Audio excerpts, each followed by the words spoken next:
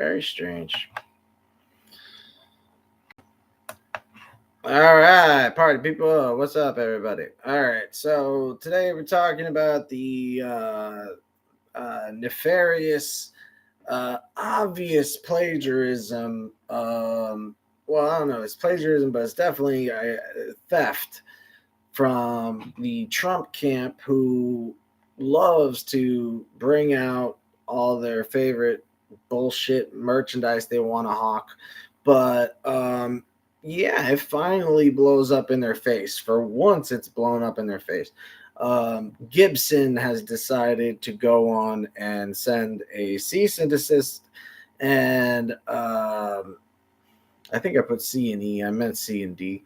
But yeah, they put up a cease and desist letter to get Trump to stop selling these guitars, which are blatant, and I mean blatant ripoffs of the Gibson, the standard Gibson Les Paul guitar.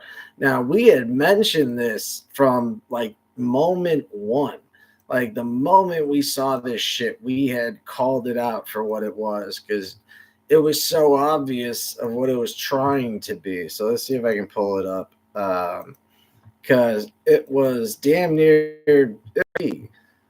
I mean, we knew what they were trying to rip off and what they were trying to copy, and it really did look like some dollar store version of it. It was pretty weird. What the hell is going on, TikTok? Come on. Still waiting for this thing to load up. Oh, they've moved it. I hate when they keep making changes to this shit. Just leave it the way it was. Like, do we always have to make changes to everything? All right, so it should be right around here. Come on, Mr. Guitar Man. Yep. $50. But now, legendary guitar maker trying to pull the plug on the new line of Trump branded guitars. Gibson says the Trump guitar is a copy of their iconic Les Paul body shape and has sent a cease and desist. So that's the cease and desist. And so I'm trying to find the damn one that, as soon as we saw it, I mean, we called it for what it was. And I'm just trying to find the goddamn episode, but I don't see it anywhere. There we go. See, we called it the moment we saw it. Oh, hell fucking no. All right. That is no company I have ever heard of. Make America Great Again in the fretboards. It is too small to be a Les Paul and looks more like a beginner child's first act. And it doesn't surprise me that you got 1,300 of them, because China makes really shitty guitars and they make a lot of them. So if you ever bought a Glary or just simply went on Temu and paid $12 for a guitar, that's exactly what you're going to get. Once again, let's take a look. The pickups, I mean, there's nothing special about this guitar. Absolutely nothing. I mean, you think they'd give you an extra set of pickups or maybe a special locking tuning, because a lot of tuners can have locks here. Nothing. There's absolutely nothing special about this guitar except for its shitty paint job and the douchebag that signed it. And I would know. I kind of have plenty of my own, and they're all fucking real brands. Ibanez and Fender, motherfucker. Now, you see what's funny about that is I actually was the sucker that bought the Glary. This is an actual Glary. And no, they don't sound very good. I took mine and turned it into a piece of art. You know, for a while, it was the only guitar that I had. So, I mean, it did what it had to do. But when you go back to, you know, having a real instrument, you go back to what you know.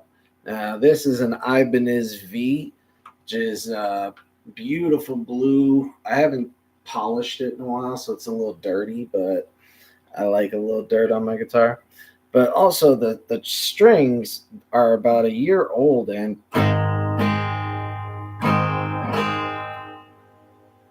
you hear how long the note lasts. So obviously these things are built to last. And what's it called? There's nothing like having an actual guitar.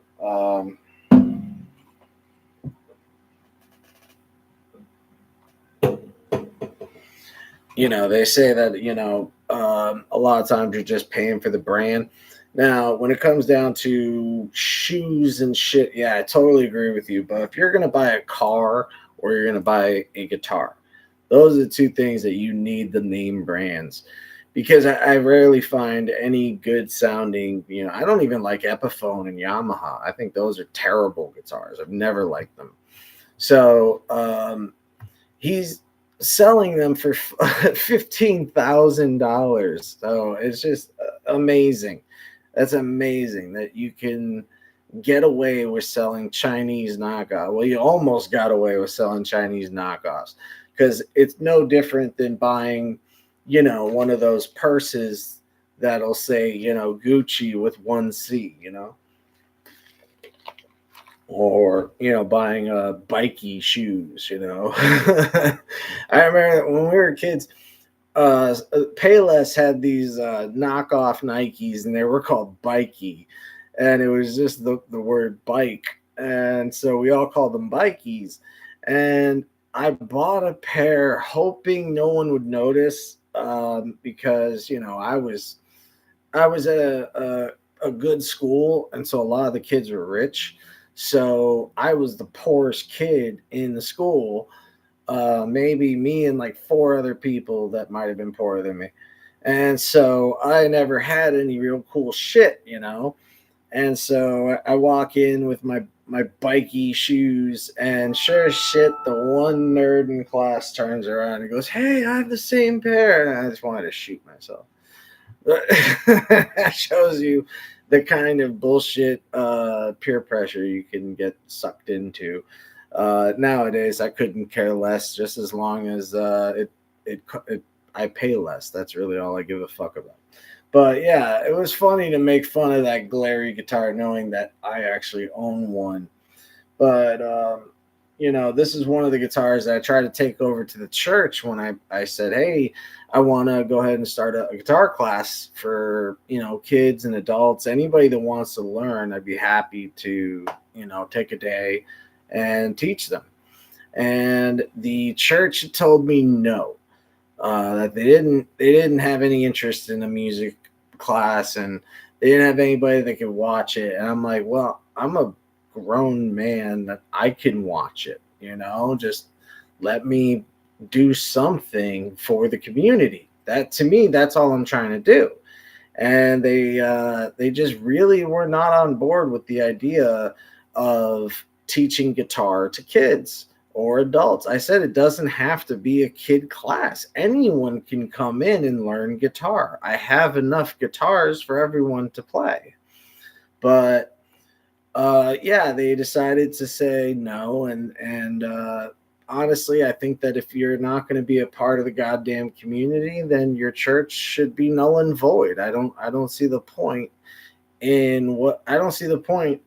in what you bring, or I don't see the value of what you bring to the neighborhood if you're not going to be a part of it. When I was a kid, the church was the neighborhood, the staple of the neighborhood, and so it was, the church that did the block parties. It was the churches that did all that shit. And nowadays, it's either funded by some sort of corporation or it's not funded at all. And sometimes you'll see a grassroots campaign that'll help out. But for the majority of it, it's really just, if you don't have any money to bring in, they don't want to deal with you. And nobody should have to pay to learn from a guy that is offering free lessons. And I even, if it was summertime, I should have done this in the summertime. Just gone out there with 2 guitars and just sit on the front bench and just play. And if another person wanted to play or learn to play, give them the other guitar and just work at it. Because that's really what musicians are.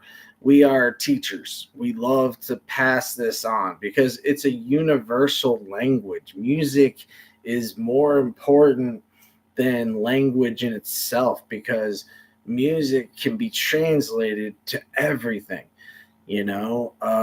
Whether you want to attest the lyrics and change it to your own lifestyle or life choices, or listening to a song on a bass can transfer to guitar, can transfer to a banjo, could transfer to a fucking harp, could transfer to a violin, a viola, a cello, a piano. There's actual value in that because it translates. No matter what your instrument of choice is, I can play A, B, and C on that thing. So I don't know what's going on with that chat thing. So music is a universal language that I hope more people will get into. And I'm going to keep trying for my neighborhood to help out. And we'll see what happens from there. So, thanks for filtering in and out, guys. At least you spent a little time with me. It's lonely as fuck in here. All right. Have a good one, guys.